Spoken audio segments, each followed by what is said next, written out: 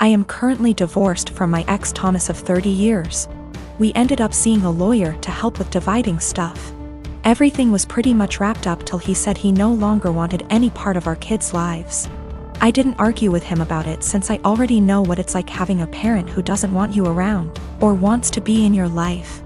I asked what he wanted me to tell the kids and he just said, "Whatever you think is best, I don't care. I don't want to parent anymore." Everything was in agreement and signed with no fuss. A few weeks later I get a call from my ex-mill asking if we could meet each other. When I came over she broke down crying and begging to let my ex see his kids again. I was confused about what she meant because not once did he contact me after meeting the lawyer. She went on about how my ex said he really missed them and that I was just a petty B*TCH for taking full custody. Also that he was crying for days about it. I told her my version of events and she called it BS, saying her son wouldn't lie like that, especially not about his kids. Then I decided to call him in front of her. He didn't know she and I were meeting that day. I said, "Hey, has a soccer game in a few days," which he did, and I was wondering if you wanted to go? I know he'd really love it and be happy to see you. He instantly said no. I already said I'm not doing this anymore. I asked, "Well, how do you think this is going to affect Denise, his mom?" She is over the moon about them.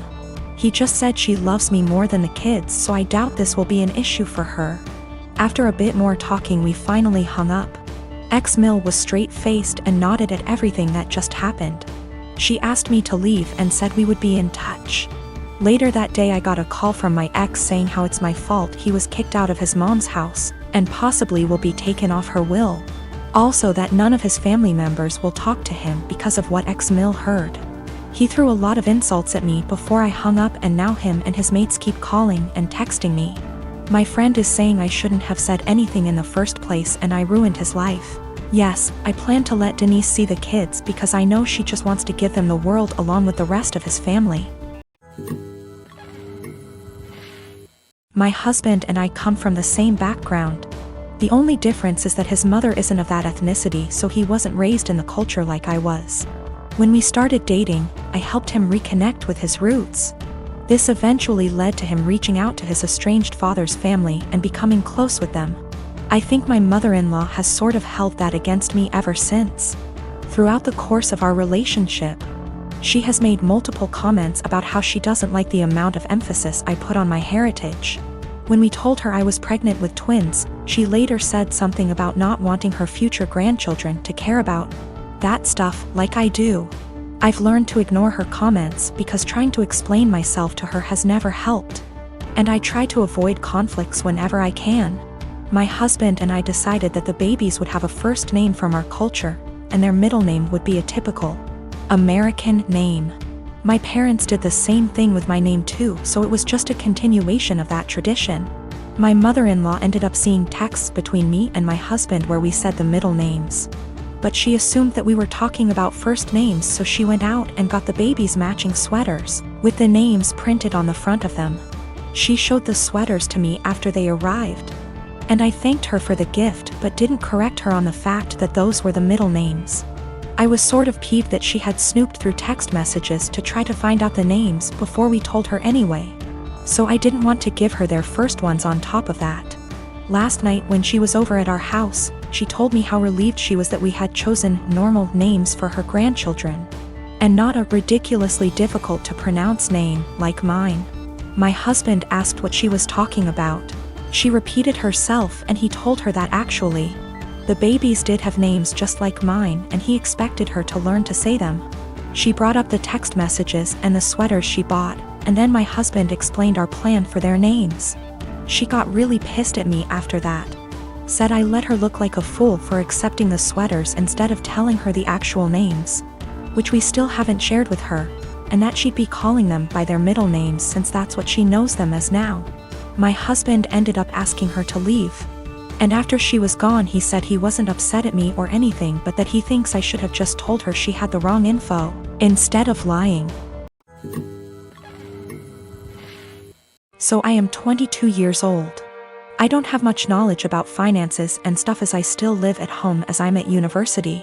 I do however pay my parents about £300 a month rent. I pay my own phone plan, buy material stuff I want or need. pay out for other services like for music or whatever, and try to put as much as I can in savings whilst still keeping enough in my main account for day-to-day purchases. Currently, I am saving up for driving lessons and hope that if I pass decently, I can use some of my savings towards getting a car. I'm in my final year of uni, so I'll be done and able to work full-time when all this happens. I also decided to get a credit card so I can learn how to manage credit wisely and build some up. My credit score is good for someone of my age and circumstance, but obviously it's nothing great in comparison for other stuff. I should point out that at most I only plan on using this card with a total adding up to £100. I've stuck to that so far and only actually used it twice, with these purchases only adding up to £80, and I paid it off quickly. I do not plan on exceeding my limit anytime soon, as I've heard far too many horror stories of people just using their credit card too much cause it was handy and getting into debt.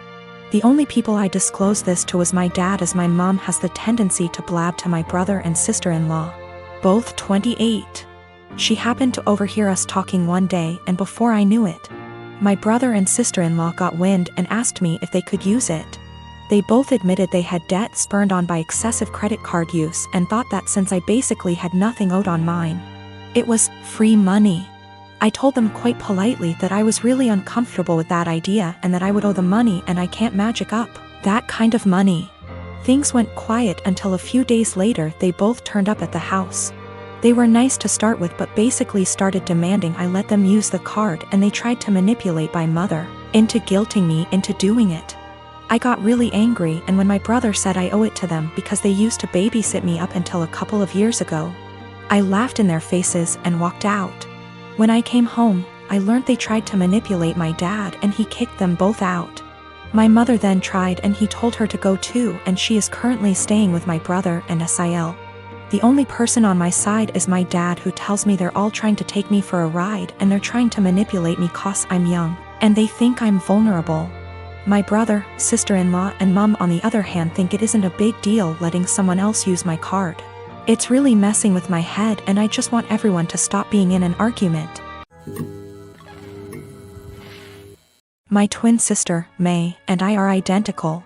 At the end of our first year of college, I was in a car accident, and I ended up with a facial scar and major trauma.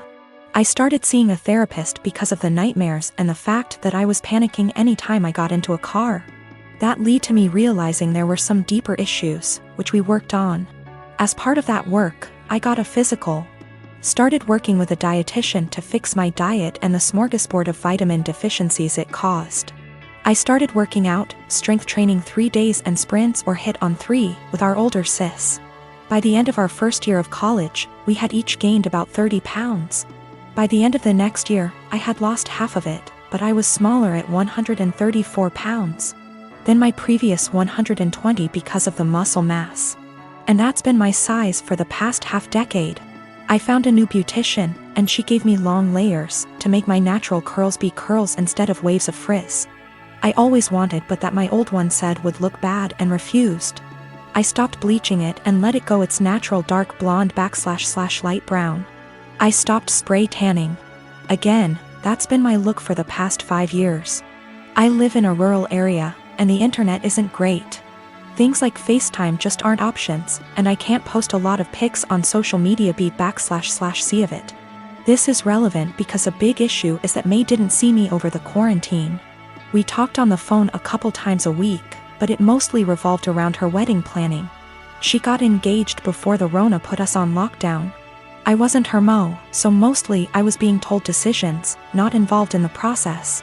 When it came to the bridesmaids' dresses, May sent our sister, Sil, and me a link and told us to get it in our size. Same with hair and makeup, but we had to arrange for a beautician because May's wouldn't do more than 4. And she wanted her friends at the appointment with her. Except she didn't do a bachelorette party with us, she did with her friends, or rehearsal dinner. So May didn't see any of us until the start of the wedding. She was livid. Apparently, she thought we would have stopped working out because of the Rona, even though we did it at home. Or that we would have stopped when she announced her engagement, so we didn't upstage her. She was mad because I didn't try to hide my scar and didn't tan, thought it would be implied. She made several snide remarks before throwing a drunk temper tantrum at the reception, basically accusing the 3 of us but me ESP of trying to upstage her. I don't have that excuse B//C. I was a DD so sober, but I, quite famously, have a low tolerance for angry or crying drunks. I told her, if you're so insecure, you should have got off your ass instead of expecting us to lay on ours to make yours look better. It only got worse. Our family is on my side B//C. I didn't start it or do anything. But his family and her friends are giving me shit.